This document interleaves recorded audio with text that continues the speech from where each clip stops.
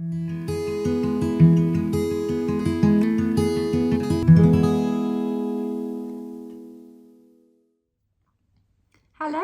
and welcome to my channel. I'm Jane, I'm the Cornish knitter, and this is my channel where I talk about all things yarn, a little bit about my shop, my life in Cornwall and being a more mature knitter, and how I sort of view my knitting journey through the eyes of being a sort of slightly older knitter too. So welcome. If you haven't come before, please do like and subscribe, and let's get on with it. I haven't done a little video for a while, and we've been working really hard on improving the shop and making it a nicer space both for us to be in and customers to come in, and so I thought it was about time that I give you a quick little tour. This is our counter here, our lovely haberdashery cabinet, which we managed to acquire before we opened the shop. Probably it was the thing that helped us open the shop actually in the first place. It's blinking heavy, but it is lovely, and it's a lovely talking point. You know, here we keep all our kits and our books, you know, just embroidery kits, crochet kits, felt kits, and our books. And then over here, we have an electric winder, as you can see here. This is our electric winder. Oh, there we are. And then over here, we've just got a little bit of social space. With just a few samples on the table. You've all loved these kits from Yarny Octopus before, which you've had, and Pairing Yarns is a local yarn dyer to us. That's a little set that we have. Our lovely sock blockers, which are handmade for us, and they are such beautiful quality. And then the wall of wool. I'm not going to go through all of our yarns that we've got on there, but we love this wall of wool. So this is where we display a lot of our skeins of yarn, starting from 4-ply at this end, working up to double knit. And over there we have lots more yarn, and then I'll show you a little bit at the back where we keep our Aran and worsted weight and chunky.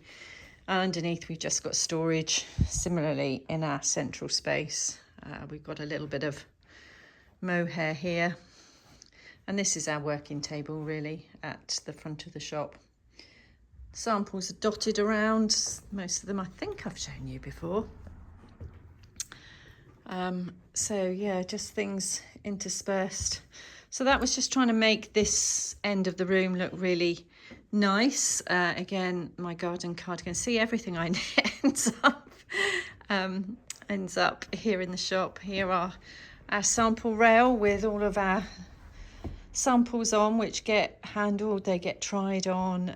It's great for people to sort of check what size they need to knit. So here's our chunky, our children's samples, and our worsted, and here's our Aran and our needles.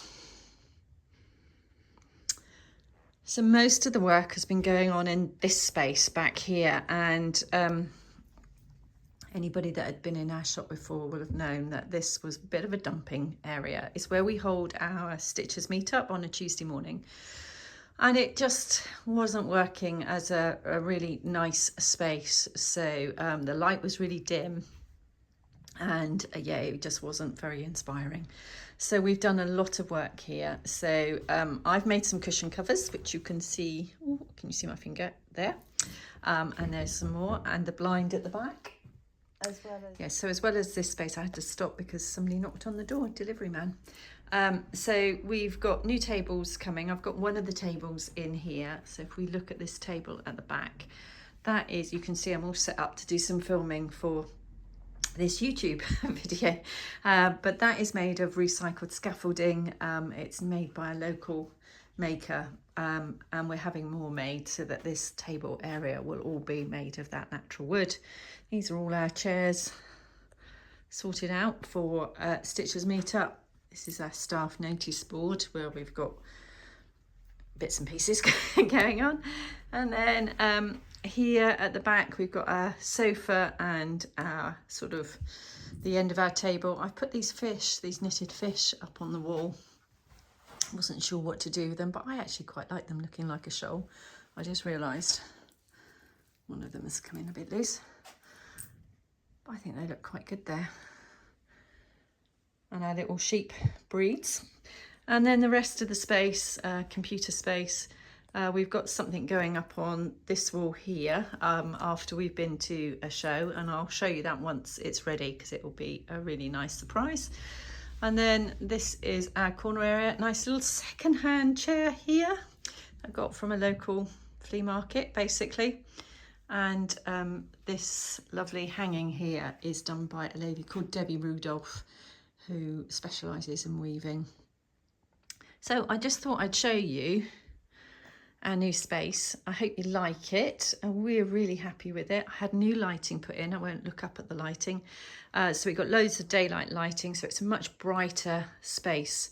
And yeah, if you've not visited us before and you can come and visit, do pop in and say hello and come and see this space. So last time I talked to you, I think I just had a birthday. I was just about to have my birthday, and it would appear that my birthday date, which is sort of the latter part of July, was a very popular one. Something must be in the water around the time that us July babies are conceived, and an awful lot of you shared the fact that either you or loved ones had birthdays on the same day. And I found that so many people are born on my birthday, and ironically my sister got married on my birthday and my niece got married on my birthday. So like there's multiple anniversaries, birthdays happening on the same day. So but thank you for all your kind wishes, those of you that wished me happy birthday.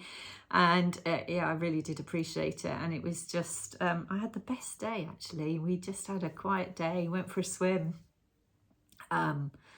joined up with a few friends for lunch, and just had a really chilled, nice day, which for me, well, you know what it's like when you're getting a bit older, birthdays become much less important in terms of, well, I never like to be centre stage anyway, so not wanting to be sort of centre of attention on a birthday. I know when it was my 60th birthday, you know, my family and my children were like, oh, shall we organise something for you? And my dread was that they were going to organise a party, because I would hate that. I don't like being amongst big groups of people, never have.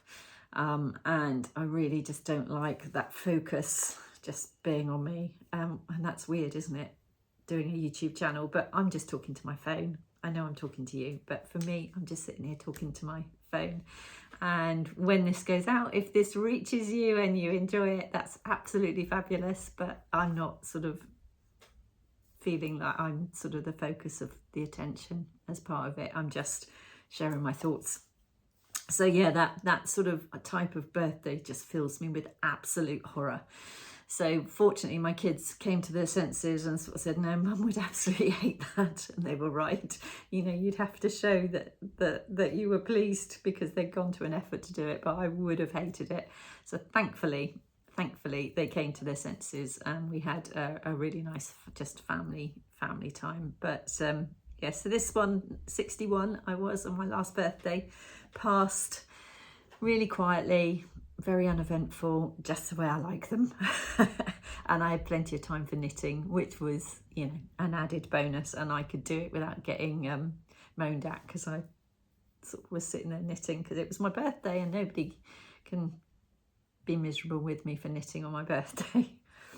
On my last video as well, I talked about my relationship with food, and sort of said that I wasn't feeling, you know, particularly positive about the way I was looking, body shape and whatever. And again, so many of you sort of said some kind things, and also gave me sort of lots of advice on what you do to manage weight. I know I'm not vastly overweight. I do appreciate that, but for me, I'm sort of only 5'4". I feel that I need to lose a few pounds to feel comfortable in my own skin. But I can't remember that a lady did comment on my previous YouTube and sort of just reminded me that I'd used the word sort of good foods and bad foods, and sort of related those words to when I was talking about food. My background is public health and inclusion, and it was a reminder to me, and thank you whoever made that comment, because actually a reminder to me, there's no good food, there's no bad food. Obviously some things are better for you than others, but actually we need to find something that we're happy with and a good balance of foods.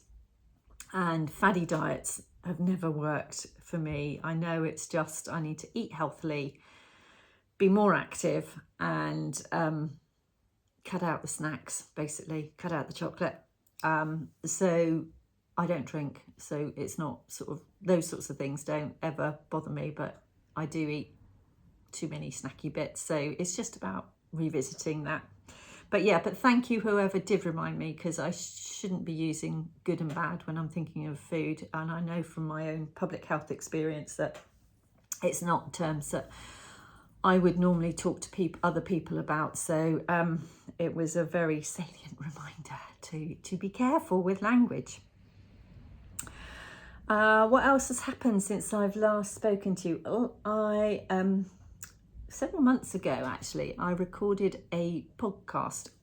I didn't host it, somebody else was hosting it, and they invited me to come on and talk.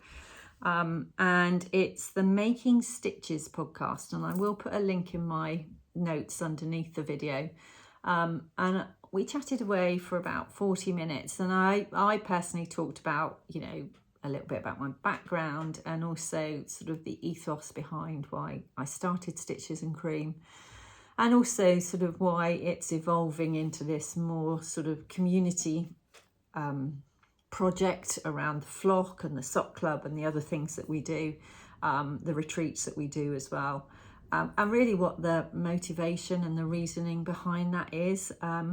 And yeah, so it was lovely just to talk about that, and sort of somebody asked me questions and I just rabbited on for 30-40 minutes. So if you do want to listen, do hop over and listen to the podcast. She makes a number of podcasts. For the life of me, this is getting older, isn't it? I can't remember her name. I have a feeling it's Emma, but I may be wrong, so I will look that up. But do hop over to her podcast, because she puts out regular podcasts and they're always really interesting, crafty podcasts. So go and have a listen. So the next thing I'm going to do is just show you something that I was working on, and it's just been too hot to wear it at the moment in the UK. Finally, we got some sun.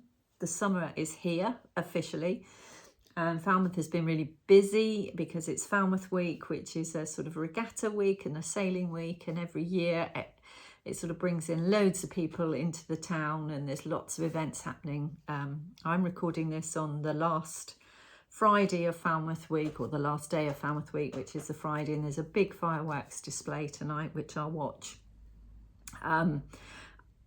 But it's meant the town is really busy, and we've got cruise ships in. We had a monster cruise ship in this week. It couldn't even get into the harbour, and bearing in mind we have the third largest natural water harbour in the world here in Falmouth, it couldn't get in. And today I noticed as I was walking down to the shop, there is a massive cruise ship in the dock as well. So I'm just going to show you that, my next knit, and then I'll talk about what I'm working on too. So, finished objects. I've only got one this time. I just realised I've got my glasses on. I got a new pair of glasses today, picked them up today. I suffer really badly with something called astigmatism, so I get really bad double vision. And getting a new pair of glasses is like a major investment for me, but I knew I needed to have my eyes tested. I realised I hadn't had them tested since, I think when I spoke to the optician, it was pre-COVID, so gosh, 5 years ago. And I did need a new prescription, but because of my stigmatism, I have to have really thick sort of side bits. I think you can see them there. So it's really difficult picking a pair of glasses that suit me, but I quite like these. Be interested to see what you think. It's really hard, isn't it, when you wear glasses all the time, as in for most of your day-to-day life, and doing an eye test convinced me that, boy, do I need glasses. I couldn't survive without them. I'm fine close-up work, so reading, but as soon as it gets any further away than that, I have to have glasses. My double vision had got worse, and because it's quite a what's the word?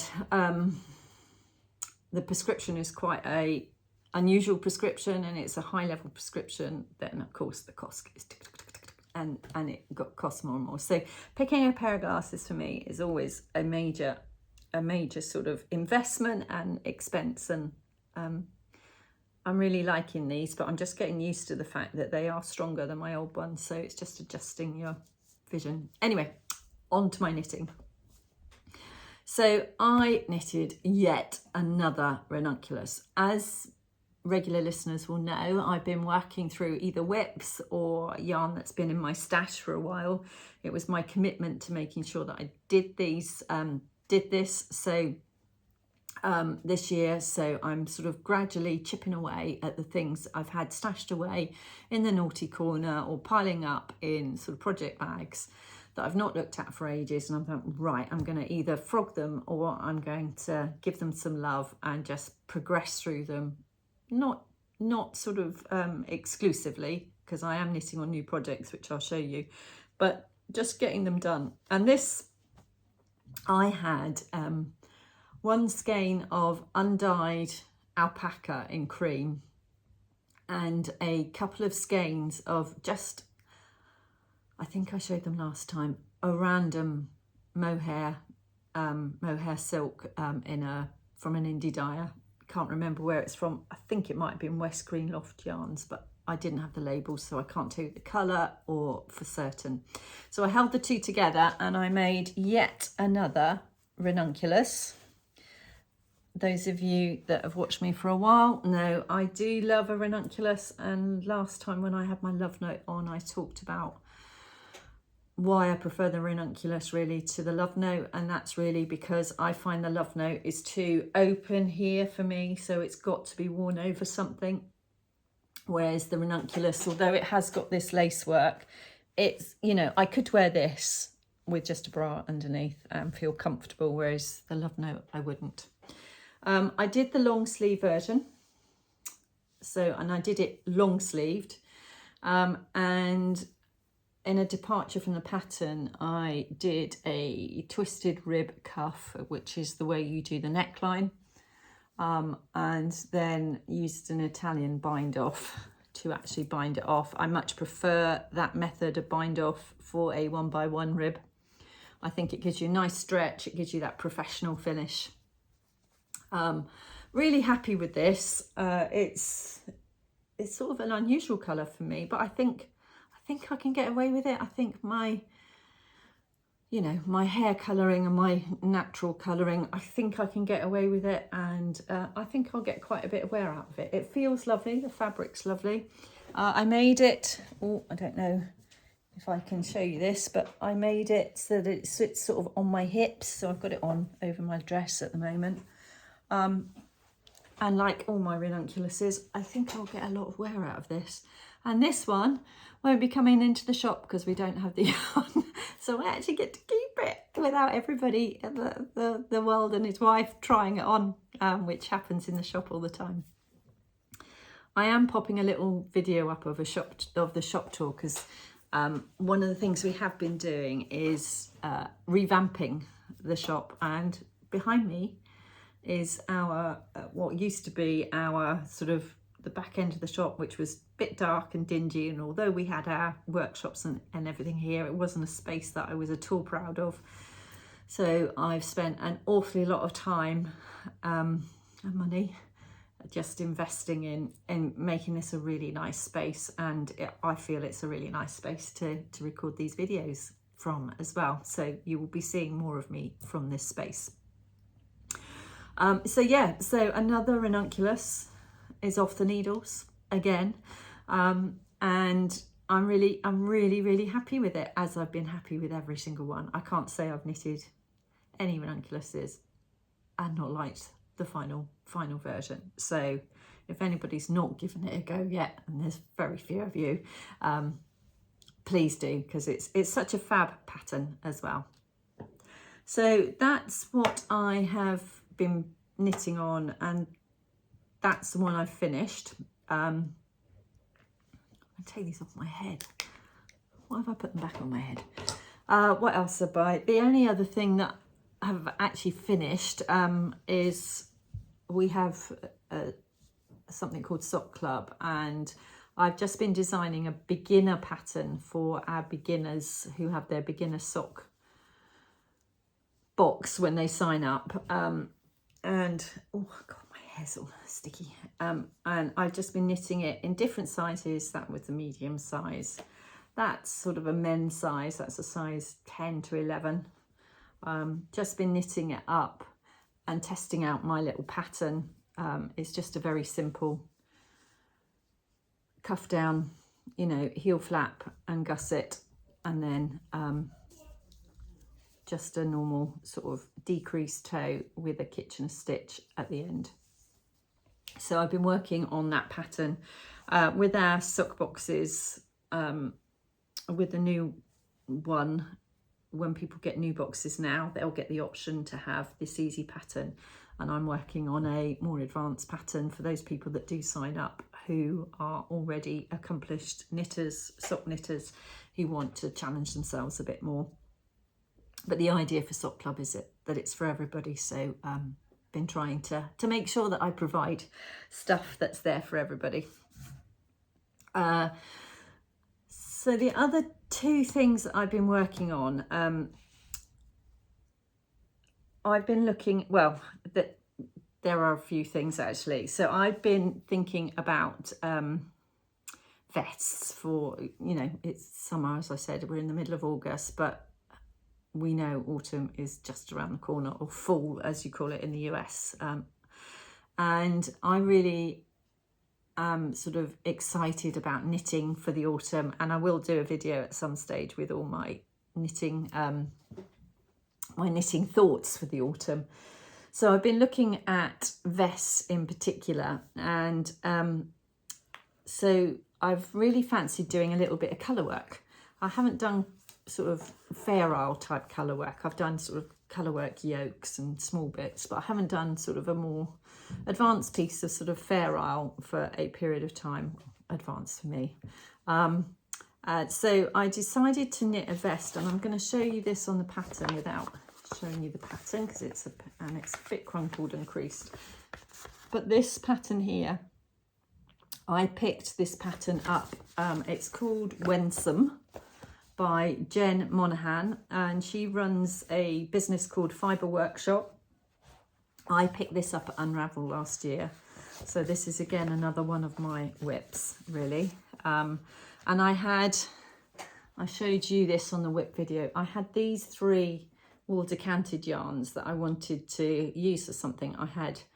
These are 50 gram skeins, and they're 4-ply, and I had one of each.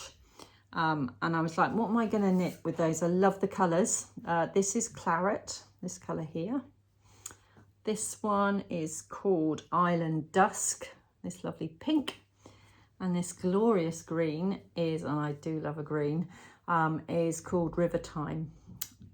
So I was like, what am I going to knit with those? So that pattern sort of caught my eye. So for the base colour, I'm using the natural grey. And this is what I've done so far. Needs obviously blocking. But yeah, so this is my design pattern so far. So with the construction of this, you knit it flat. So colour work, purling, hands up, anybody that enjoys that. I'm not a lover, but it's okay. It's okay. And my tension on the back has been, I'm pretty proud of that. It's been pretty good. But you knit the front and the back, and then you join it at the shoulders. And at the side here, you basically, when you cast on the start of a side ribbed piece, and then you pick up those stitches and knit it up once you've finished. And on this, you do buttonholes. And I use the Isolde Teague version of doing a buttonhole. So they're tiny little buttonholes, but I think that's a really neat way of doing it. So this is 4-ply. It's knitted on tiny needles in terms of 2.75s, I think they are. Ugh, see, I haven't got my glasses on now. Yeah, 2.5 and 2.75. but I'd love to know from you guys, what weight yarn and needle size do you prefer knitting in? What makes you happiest?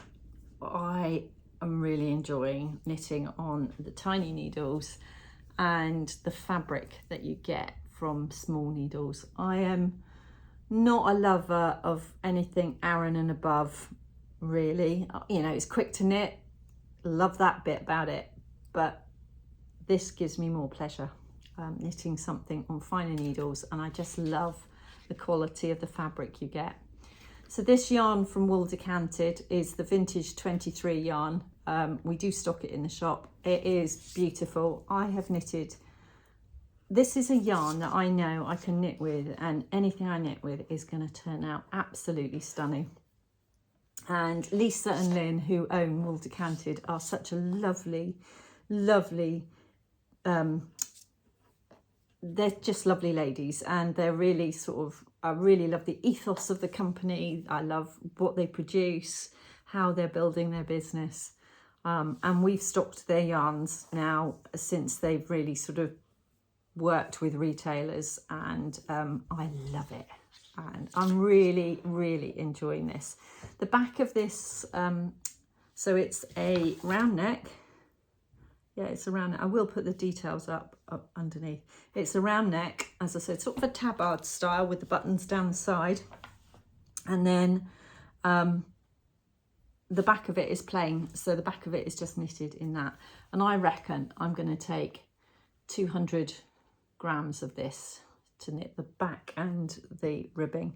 But it felt like an achievable Fair Isle project for me. Not too complex, but enough to keep me interested. And I'm blooming loving it. I have to say, I'm really enjoying it. So that's one of the things I've been knitting on. And with me, with colour work like that, once I start, I'm sort of like hooked on it. And then I look up and I think, oh, I'll do another few rows of the chart. And then suddenly it's like midnight, 1 in the morning, and I'm there on my own with the side light on, realising that everybody else has gone to bed. And I'm still sort of like, oh, could I fit in? And I'm really interested to see what the next bit looks like. So I'm trying to be disciplined with it. So the other vest I've been knitting, it's not a vest, it's more of a, this one's more of a waistcoat because it's buttoned up the middle, and it's not going to be as easy to see. It is called Smoke Show. I don't know how, oh yeah, you can see it a little bit. It's sort of, maybe if I hold it back here. So it's sort of a truncated cable design. It's called Smoke Show by Thea Coleman, or Baby Cocktails, as I think she calls herself on Ravelry. And this is knitted in a worsted yarn.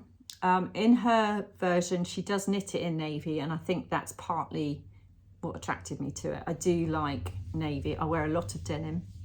I wear a lot of blue. And yeah, I'm really sort of thought, well, actually, I'll get a lot of wear out of this. I'm knitting, what size am I knitting? I'm knitting the 3rd size. I think it's medium. I don't want it too fitted, but I don't want it overly baggy either. And the stitch markers are because the pattern is a 16 stitch repeat.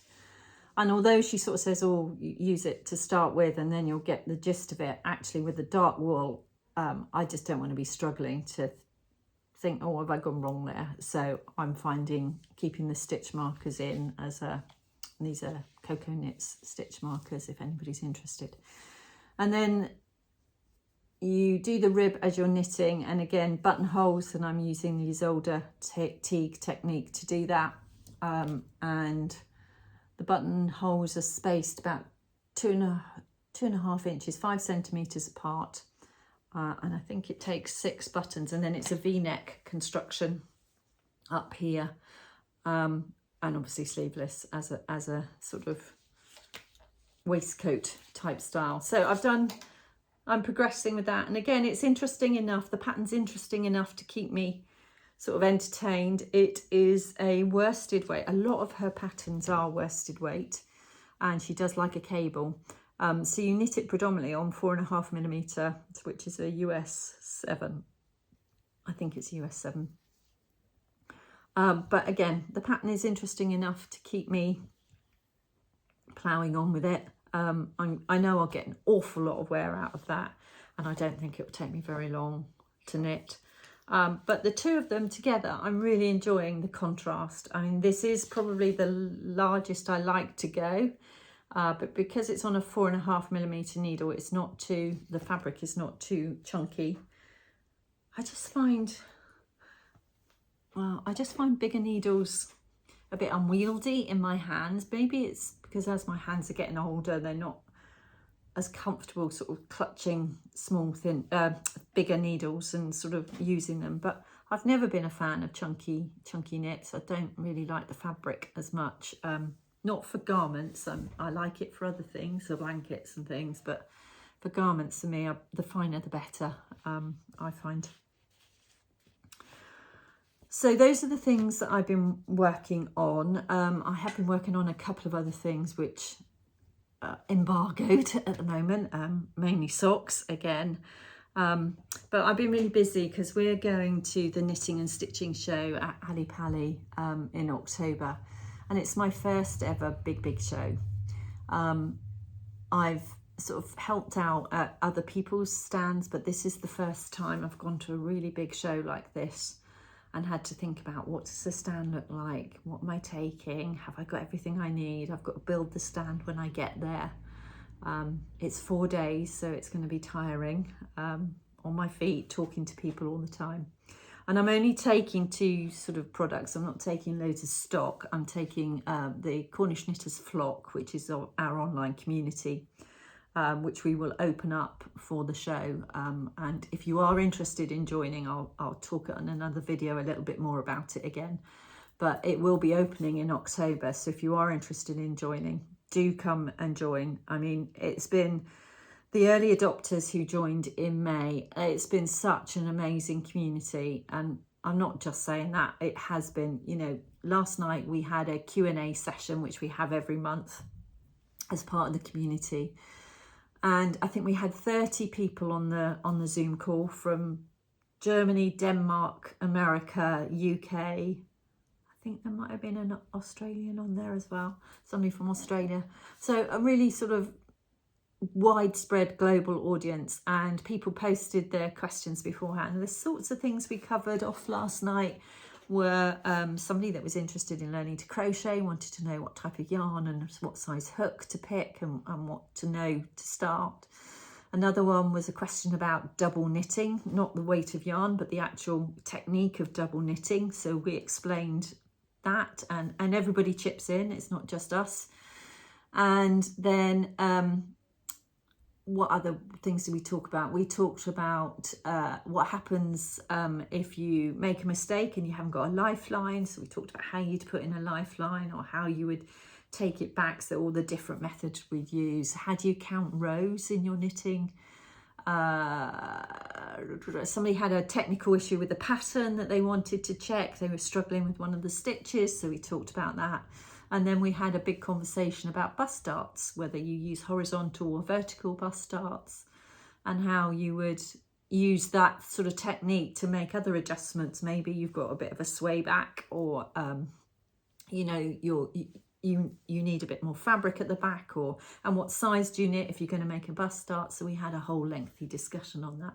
So that's just one of the things we do. We've got so much going on, and as I said, I will tell you more at another time, but it will be opening again in October for Ali Pali, which is where the Knitting and Stitching show is. But yeah, I'm a bit anxious about doing it because I'm taking the Flock and also Sock Club, and talking to people about that. And yeah, it's going to be an experience for me. It's going to be really tiring, and it will be an experience for me. But if you are in the UK and you're planning on coming, it's the 10th to the 13th of October, and I think my stand is TGB 32. Do come and say hi, bring me coffee, because I will probably need it, and because it's just going to be me on the stand. So do come and say hello. But yes, so doing an awful lot of work towards that, but hopefully once it's all set up and I get all the resources I need, then that will allow me to do more travelling next year and go to other shows further and talk about this the community side of things, rather than just sort of selling yarn, talking about what we can do as a community. That's my ambition for 2025. So you might have noticed I also put up a little video about teaching children to knit. We've had so many people in the shop, because it's the school holidays here in the UK, with children who are saying, oh, I'm really keen to teach my child to knit or my grandchild to knit. So I learnt to knit at a young age, sort of 7, 8 years old, and I thought, well, I'll just record a little video, and we've done some information, some little kits here in the shop for people, which have been really popular. And so I just recorded a little video. So if you are thinking of teaching a grandchild to knit, or you know, there's a mum out there that wants to teach somebody to knit, or even learn to knit yourself, it's just really basic stuff with some projects that people can knit to. So I hope people enjoy that if that's what you want. And I'm about to record a couple of technical videos for the flock as well. So those are the sorts of things that I've been up to. The last thing that I am planning to do to knit is that Nikki, who you know we've worked with before of Comfort Road Knits, is about to release a new shawl pattern called the Kynance Cove Shawl. And it's a crescent shaped shawl. I can't show you images because she hasn't released it yet, but it will be released on the 23rd of August on Ravelry. And it's 3 colours. And these are the 3 colours. I'm going to be knitting this soon. These are the 3 colours here. This is from Blue Fern Yarns, Shannon, who we've worked with a number of times before on kits. We will have a number of these kits available once the pattern is launched. So if you are interested, keep an eye on our website, and as soon as they're launched, they will go live. If the pattern's launched, these will go live on our website. You need 3 colours of sock weight yarn or 4-ply fingering weight yarn, in 3 colours with a sort of contrast and a variegated in there as well, which is what I would recommend if you're using your own stash. But yeah, keep your eye out for this. But that will be going on the needles. I haven't knitted a shawl for a little while, so that will be nice. And I'm persevering with my socks, which were one of my whips, but I've nearly finished those, and then I will be going on to the next whip or item in my stash to try and get that finished. And as we move towards winter, I can pick up some of the ones that were more winter orientated. So I hope you've been busy too. Those of you that follow me on Instagram will know that I quite often put up a little, every week I do like a little post that sort of just encaptures my week, not just my knitting week, but just my week in general. And I always put up, you know, reasons to be grateful and highlights from the week. I'm a very sort of glass half full, optimistic, upbeat type of person. And, you know, lots of people comment, oh, you know, you have a fantastic sort of place to live and everything's hunky-dory and rosy. But actually, you know, I could equally put up each week reasons not to be very grateful this week, or things that have been bothering me this week. I just didn't want people to always think that everything, you know, running a business on your own is tough, and I don't want to come on here and online and talk about, you know, some of the struggles that there are running a small business or being on your own, being a businesswoman in your 60s trying to run a business, particularly a retail business. People don't want to hear that. Why do you want to hear that? But you know, I don't want people also to think that everything's absolutely amazing all the time, because that's not life, is it? We all know that. And, you know, like everybody, I have days when I struggle. I really struggle to sort of come up with some positives, but I always try. And as I said, I always like to be as positive as I can when I come on here. I think these sorts of videos are there to entertain people, inspire people, and just give you a window into people's lives. And I just didn't want everybody to think that everything was always amazing, because it isn't. A lot of it is, but it isn't always. And my life has its ups and downs, and exactly the same as everybody else's life does, you know. And so yeah, I just wanted to say that, because a few people sort of comment as if I've got this sort of gilded lifestyle, but I haven't. I'm just a normal person with normal issues, normal life issues. There are great things, good things. There are things that aren't so good, and I work damned hard, and it's a lonely place being a business owner on your own. But I do it because I care, and I do it because I really love what I do, and I do it because of the people that I get to meet, and the people are really what makes it for me. So thank you for listening along to my channel. I hope you've enjoyed this. Next time I will do a little vlog. It's so busy in Cornwall at the moment, I can't really get out with my camera without filming people unintentionally, and I don't want to do that because not everybody wants to be on film. But as soon as it gets quieter, I'm going to be out on my travels again with my camera, and I'll be taking you guys with me, and I've got a list of places that I want to go. So without much further ado, thank you for listening, and I will catch up with you all again soon.